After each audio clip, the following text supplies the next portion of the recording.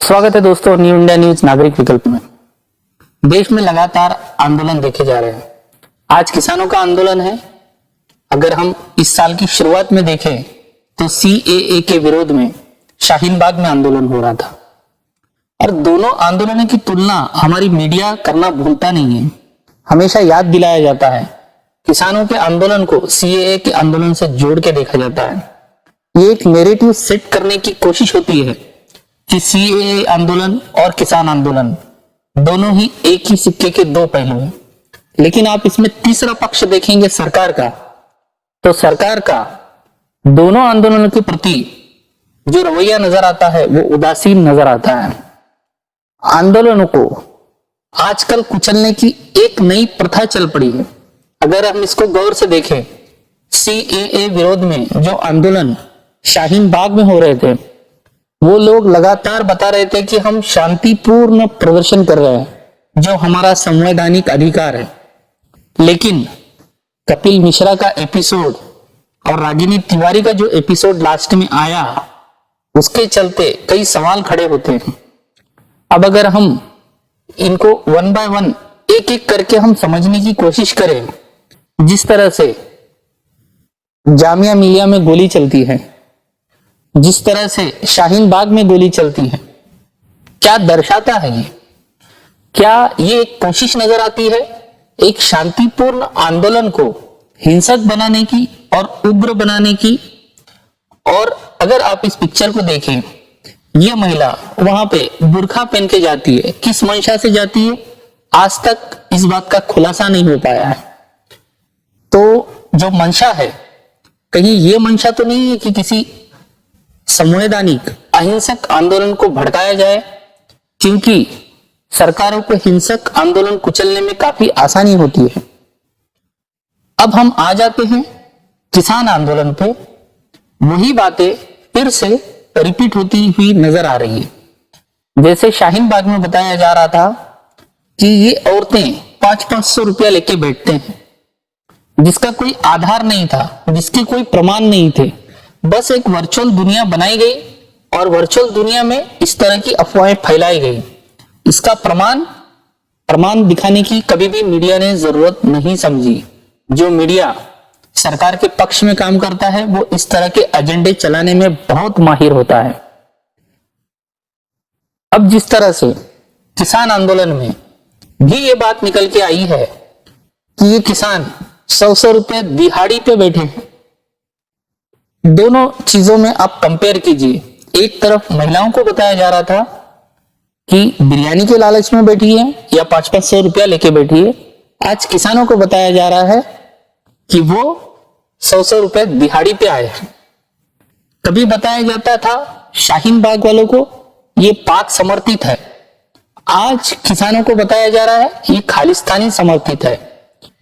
इस पैटर्न को जोड़ के देखने की जरूरत है कि इस तरह की बातें निकल के कहां से आती है और क्यों आती है, उसकी वजह क्या होती है। जिस तरह से सोशल मीडिया पे रागिनी तिवारी का वीडियो जारी हुआ था कि मैं सड़क खाली करवा दूंगी, आप उसके पीछे की मंशा क्या हो सकती है? क्या यह मंशा हो सकती है कि एक शांतिपूर्ण आंदोलन को उग्र रूप दे दिया जाए? सरकार दोनों ही आंदोलनों के प्रति जिस तरह से उनका रवैया रहा है, आज हम किसान आंदोलन की अगर बात करते हैं, मोदी जी दिल्ली के बॉर्डर पर बैठे किसानों की से बात करने की बजाय बात करते हैं मध्य प्रदेश के किसानों से, बात करते हैं गुजरात के किसानों से। ये क्या दर्शाता है? क्या इस वजह से वहां पे बैठे आंदोलनकारियों का, दिल्ली बॉर्डर पर बैठे जो आंदोलन कर रहे हैं, उनके मनोबल को कोई धक्का पहुंचाना इस बात का उद्देश्य होता है या कुछ और होता है? क्यों प्रधानमंत्री मोदी जी मध्य प्रदेश और गुजरात के किसानों से बात कर सकते हैं, दिल्ली के बॉर्डर पर बैठे किसानों से बात नहीं कर सकते? हर बार जब भी कोई कानून बनता है, विरोध के स्वर उठते हैं। विरोध करना एक संवैधानिक अधिकार है।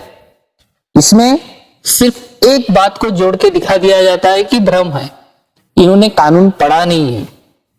ठीक यही बात किस सीएए के बारे में भी कही जा रही थी। कई मीडिया हाउस ने दीपक चौरसिया न्यूज नेशन में भी इस तरह की बातें करते नजर आ रहे थे कि लोगों ने ठीक तरह से कानून नहीं पढ़ा है। आज किसानों के मामले में भी यही कहा जा रहा है। सुधीर चौधरी जो जी टीवी पे एंकरिंग करते हैं, DNA एक प्रोग्राम है, उसमें वो बता रहे हैं कि किसान इतने पढ़े लिखे नहीं है। ठीक वैसे ही CAA में भी होता था, बिरयानी बताई जाती थी, उनको किस तरह से लालच दिया जा रहा है ये बताया जाता था। किसान आंदोलन में फिर आके वही बात निकल के आती है कि ये किसान नहीं है, ये नकली किसान है।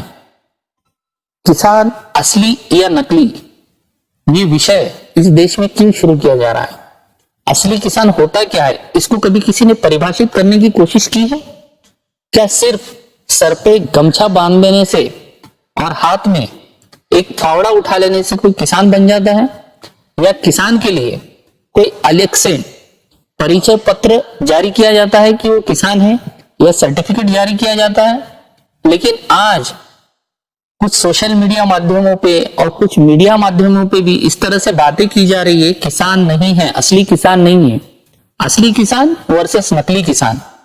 CAA में भी इस तरह से होता था, आज किसान आंदोलन में भी ये हो रहा है। तो क्या इस बात का ये निष्कर्ष निकलता है इस बात से कि पहले जब ब्रिटिश काल में आंदोलन कुचलने के लिए जिस तरह से बल प्रयोग किया जाता था, यहां पे बल प्रयोग न करते हुए भी एक तरह की एक नैरेटिव सेट करने की कोशिश होती है जिससे कि आंदोलनकारियों का मनोबल टूट जाए, जिसमें सरकार समर्थित मीडिया बढ़ चढ़ के हिस्सा लेता है, अखबार बढ़ चढ़ के हिस्सा लेते हैं और आंदोलनकारियों का मनोबल तोड़ने की कोशिश करते हैं।